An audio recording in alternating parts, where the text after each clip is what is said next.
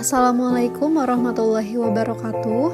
Saya akan memaparkan objek kajian sastra bandingan dalam cerita rakyat Danau Toba yang berasal dari Sumatera Utara, Indonesia, dan Suruno Ongaeshi yang berasal dari Jepang. Danau Toba merupakan salah satu cerita rakyat dari Sumatera Utara yang terkenal di beberapa penjuru daerah. Kisah ini bercerita tentang terbentuknya Danau Toba dan Pulau Samosir yang ada di Sumatera Utara. Kedua tempat tersebut kini menjadi wisata budaya yang sering dikunjungi oleh masyarakat dari luar kota. Kisah ini bermula dari seorang pemuda bernama Toba. Ia merupakan yatim piatu yang hidup sebatang kara. Pekerjaan sehari-hari dari Toba adalah memancing atau bekerja di ladang. Suatu hari, Toba memutuskan untuk memancing di sungai untuk dijadikan sebagai lauk. Beruntungnya, mata kail yang dilemparkan berhasil menangkap seekor ikan besar. Ikan tersebut menarik perhatian Toba karena ukuran serta bentuknya yang berbeda dari ikan-ikan lainnya. Warna ikan itu adalah kekuningan dan sisik-sisiknya kuning keemasan. Toba semakin terkejut ketika melihat ikan tersebut berubah menjadi seorang perempuan yang cantik jelita. "Tuan, aku adalah kutukan dewa karena telah melanggar larangan besarnya. Telah ditakdirkan kepadaku bahwa aku akan berubah bentuk menyerupai makhluk apa saja yang memegang atau menyentuhku. Karena Tuan telah memegangku, maka aku pun berubah menjadi manusia seperti Tuan ini," ungkap perempuan tersebut. Toba akhirnya membawa perempuan tersebut ke rumah, dan karena kecantikan yang dimiliki oleh perempuan itu, Toba meminta izin untuk menikahinya. Perempuan itu lantas menyetujui tetapi dengan beberapa syarat. "Permintaanku hanya satu, hendaklah Tuan menutup rapat-rapat rahasiaku. Jangan sekali-kali Tuan menyebutkan jika aku berasal dari ikan. Jika Tuan menyatakan kesediaan Tuan untuk menjaga rahasia ini, aku bersedia menjadi istri Tuan," jelas perempuan tersebut. Toba pun menyetujuinya dan mereka pun menikah. Pernikahan tersebut berjalan sesuai dengan harapan. Keduanya hidup dalam kebahagiaan dan juga kesederhanaan. Hingga akhirnya mereka memiliki seorang anak laki-laki bernama Samosir. Samosir tumbuh menjadi anak yang memiliki kepribadian cukup nakal dan sulit untuk memintai tolong. Bahkan, Samosir hanya ingin tidur-tiduran saja di rumah tanpa membantu siapapun. Tidak hanya itu, Samosir memiliki nafsu makan yang tinggi dan membuat Toba harus mencari lauk pauk yang lebih dari biasanya. Suatu hari, sang ibu meminta tolong kepada Samosir untuk mengantarkan makanan kepada Toba yang ada di ladang. Meski malas, Samosir akhirnya mengiyakan permintaan ibunya dan berjalan menuju ladang. Sayangnya, baru sampai setengah perjalanan, Samosir merasa lapar dan memutuskan untuk memakan setengah bekal yang diberikan sang ibu untuk ayahnya.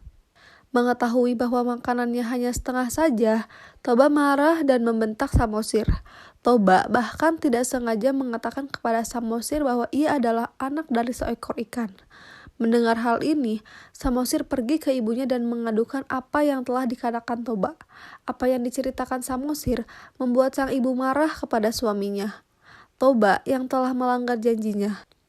Tidak lama setelah itu, Samosir dan ibunya menghilang dan tanah yang sebelumnya dipijak oleh mereka mengeluarkan air yang begitu banyak. Air tersebut dalam sekejap membuat seluruh daratan yang ada di sekitarnya dipenuhi dengan air dan membentuk sebuah danau. Kini, danau tersebut dikenal sebagai Danau Toba dan pulau yang ada di tengahnya adalah Pulau Samosir. Selanjutnya ada kisah Suruno Ongaeshi dari negara Jepang. Pada zaman dahulu di suatu tempat, hiduplah sepasang suami istri yang sudah tua. Pada hari yang bersalju dan dingin, sang suami pergi ke kota untuk menjual kayu bakar. Dalam perjalanan, ia menemukan seekor bangau yang terjerat perangkap pemburu. Merasa kasihan, sang suami kemudian melepaskan bangau dari perangkap pemburu. Malam harinya, salju turun sangat lebat. Seorang gadis cantik datang ke rumah pasangan tua. Sang gadis bercerita, ia sudah berkelana sejak orang tuanya meninggal untuk mencari saudara yang belum pernah ia temui sebelumnya. Kemudian, ia tersesat dan meminta izin untuk menginap satu malam di rumah mereka.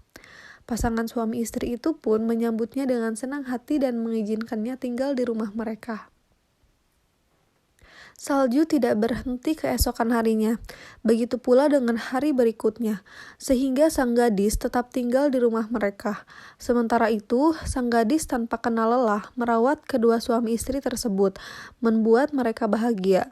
Suatu hari, sang gadis meminta pada mereka, daripada mengantarnya untuk menemui keluarganya yang belum pernah ia temui sebelumnya, untuk menjadikannya putri mereka.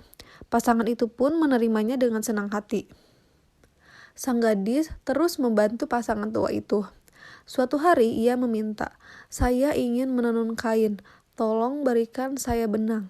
Ketika ia diberikan kain, ia berkata, "Tolong jangan pernah melihat ke dalam ruangan tempat menenun," kepada pasangan tua. Kemudian, ia masuk ke dalam ruangan tersebut dan menenun selama 3 hari terus-menerus tanpa jeda. Kain hasil tenunannya sangat indah dan langsung menjadi perbincangan di kota dan dijual dengan harga yang bagus. Benang yang baru dibeli dengan menggunakan uang hasil penjualan kain. Sang gadis menenun kain yang lain dengan hasil yang sangat indah. Kemudian mereka menjualnya dengan harga yang tinggi dan mereka pun menjadi kaya raya. Meski demikian, ketika sang gadis mengurung diri di ruangan untuk menenun kain ketiga, suami istri mencoba untuk menepati janji mereka agar tidak mengintip ke dalam ruangan. Mereka mulai penasaran bagaimana cara gadis menenun hingga menghasilkan kain yang indah. Mereka tidak bisa lagi menahan rasa penasaran yang menyelimuti mereka sehingga sang istri mengintip ke dalam ruangan. Tempat di mana ia seharusnya melihat sang gadis menenun, tetapi ia malah melihat seekor bangau. Bangau tersebut mencabuti bulunya dan menyelipkan bulunya di antara benang untuk menghasilkan kain yang berkilau. Sebagian besar bulunya telah dicabut, menyisakan sang bangau dengan kondisi yang menyedihkan. Di hadapan suami istri yang terkejut, sang gadis mengatakan bahwa ia sebenarnya adalah bangau yang telah ditolong dari perangkap pemburu. Ketika ia berniat untuk tetap menjadi putri mereka, ia harus pergi karena identitasnya telah diketahui. Ia berubah menjadi bangau dan terbang ke langit, meninggalkan suami istri yang menyesal. Perbedaan dari kedua cerita tersebut adalah yang pertama, latar belakang tempat tinggal. Lingkungan tempat tinggal, pengarang biasanya juga akan memengaruhi penciptanya sebuah cerita. Begitupun dengan cerita rakyat Danau Toba dan Suruno Ongaishi ini. Pada cerita Danau Toba, latar lokasinya yaitu terletak di Provinsi Sumatera Utara dan masuk di beberapa kabupaten, yakni Kabupaten Samosir, Toba, Samosir, Simalungun, Karo, Tapaluli Utara, Humbang, Hasundutan, dan Dairi. Dengan mayoritas masyarakatnya berasal dari suku Batak. Sedangkan pada cerita rakyat Suruno Ongaishi berlatar di negara Jepang, tetapi tidak dijelaskan secara lebih rinci mengenai lokasi persisnya. Filosofinya ikan mas adalah hidup rukun bersama-sama seperti ikan mas yang berenang bersama-sama tanpa saling bertubrukan. Lain halnya dengan kepercayaan Jepang terhadap bangau. Di Jepang, burung bangau dianggap sebagai burung yang suci dengan banyaknya cerita kepahlawanan dongeng dan legenda tentang burung bangau. Bagi orang Jepang, bangau melambangkan umur panjang dan kemakmuran, dan burung bangau juga melambangkan harapan. Orang Jepang banyak yang meyakini bahwa jika membuat 1000 derek kertas senbazuru, segala keinginan akan terkabul dan bahkan penyakit yang serius bisa sembuh. Kemudian yang ketiga, latar belakang religi atau agama. Batak memiliki banyak agama dan kepercayaan seperti agama Kristen, Islam, dan Katolik. Tetapi sebelum masyarakat Batak juga mempunyai agama asli mereka sendiri yang disebut agama Malim. Agama Malim atau juga disebut sebagai Ugamo Malim adalah agama lokal atau asli yang dianut oleh masyarakat yang berada di sekitaran Kabupaten Toba Samosir, Tapanuli Utara, juga di daerah lain seperti Kabupaten Simalungun, Kabupaten Dairi, dan Kabupaten Tapanuli Tengah. Ugamo Malim memiliki jumlah penganut antara 5.000 sampai 11.000 jiwa, terbilang minoritas memang jika dibandingkan dengan jumlah penduduk Batak. Sedangkan mayoritas warga Jepang menganut agama Shinto yang secara harfiah bermakna jalan atau jalur dewa. Agama Shinto merupakan agama asli yang berasal dari Jepang. Maka tak heran bila dari 209 juta penduduk Jepang, ada 107 juta orang yang menganut agama ini. Agama Shinto terbilang unik karena merupakan perpaduan antara paham serba jiwa, animisme, dengan pemujaan terhadap gejala-gejala alam mempercayai bahwasannya semua benda baik yang hidup maupun yang mati dianggap memiliki ruh atau spirit. Bahkan kadang-kadang dianggap pula berkemampuan untuk bicara. Semua ruh atau spirit itu dianggap memiliki kekuasaan yang berpengaruh terhadap kehidupan mereka. Penganut Shinto itu, daya-daya kekuasaan mereka tersebut mereka puja dan disebut dengan kami. Selain mempercayai adanya dewa-dewa, masyarakat Jepang mempercayai adanya kekuatan gaib yang mencelakakan, yakni hantu atau roh-roh jahat yang disebut Aragami. Yang ketiga, latar belakang ekonomi. Latar belakang ekonomi yang terdapat dalam cerita rakyat Danau Toba dan cerita rakyat Tsuruno Ongaishi memiliki perbedaan yang signifikan. Dalam cerita rakyat Danau Toba, penulis menyajikan cerita rakyat sesuai legenda yang di Kepulauan Danau Toba. Bisa dikatakan penulis menceritakan perekonomian Toba yang sederhana, mencari sesuap nasi dengan bertani dan memancing. Berbeda dengan cerita rakyat Tsuruno Ongaishi, di dalam cerita pasangan tua yang berkehidupan berkecukupan dari menjual kayu bakar ke kota berubah menjadi menjual kain tenun yang dibuat oleh sang bangau. Kemudian yang keempat, latar belakang penulis. Latar belakang penulis dalam kedua cerita ini anonim atau tidak ada identitas dalam pengarang.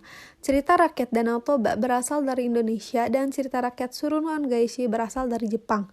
Yang pastinya anonim karena cerita rakyat turun-temurun dari masyarakat satu ke masyarakat lainnya, dikembangkan dengan versi yang berbeda setiap tahunnya.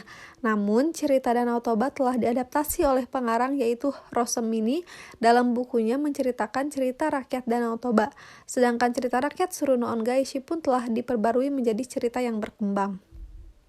Selanjutnya, amanat dari kedua cerita tersebut adalah yang pertama, tidak boleh menyia-nyiakan kepercayaan orang lain serta mengingkari janji yang telah kita buat. Yang kedua, jangan meremehkan balas budi seseorang, maka akan tahu akibatnya. Seseorang yang telah berjanji akan berbalas budi namun dikecewakan tidak akan percaya. Sekian pemaparan yang bisa saya sampaikan. Terima kasih. Wassalamualaikum warahmatullahi wabarakatuh.